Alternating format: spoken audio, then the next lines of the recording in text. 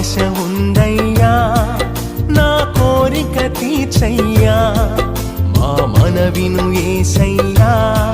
ప్రత్యుత్తరమిమ్మయ్యా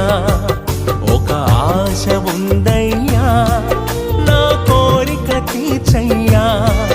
మా మనవిను యేసయ్యా ప్రత్యుత్తరమిమ్మయ్యా